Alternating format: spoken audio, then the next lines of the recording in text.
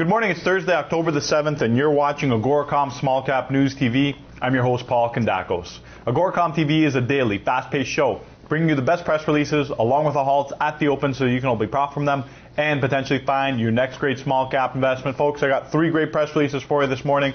They're all out of the Canadian side, they're all out of the resource sector, and I've got no halts to report on. So without any further ado, let's get down to business. Our lead story comes out of a company called Minera Andes. They trade on the big board under the symbol MAI. The company is announcing the discovery of 9 new high-grade gold-silver veins plus important extensions to 2 other veins, which together total more than 5 kilometers in strike length. Now, I've got some highlights, which include 3 of the separate veins and the numbers they've been hitting there. So we've got the nyse vein. It's a 1,380-meter strike length cut by 36 diamond drill holes. Highlights from that one include hole number 708, which returned 2.5 meters, grading 8 grams per ton of gold, and 1,500 grams per ton of silver, so great concentrations there.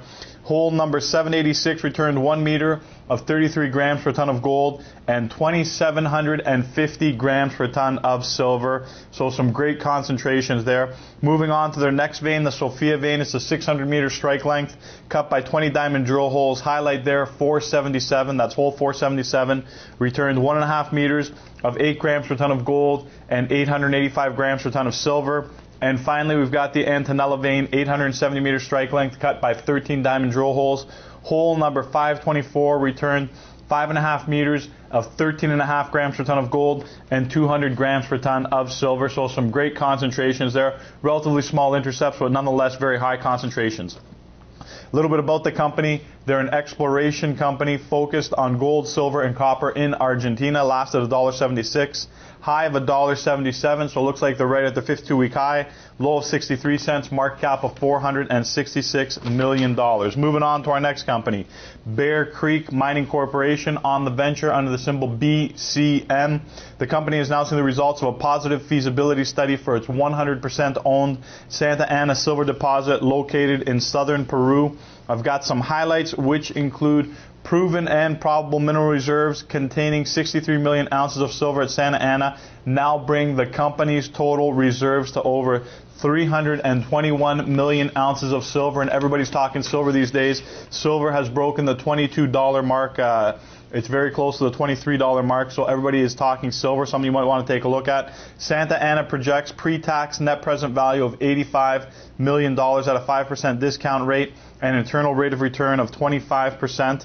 At $14.50 per ounce of silver. Obviously, that's way under market right now, but it looks like they're being very conservative in their approach. And after-tax net present value of $66 million and internal rate of return of 22%. They're anticipating an 11-year mine life producing 44 million ounces of silver. The cash cost per ounce is $9 over the 11 years of the mine life. Capital costs are anticipated to be approximately $70 million with payback in approximately 3.5 years at silver trading at $14.50 an ounce.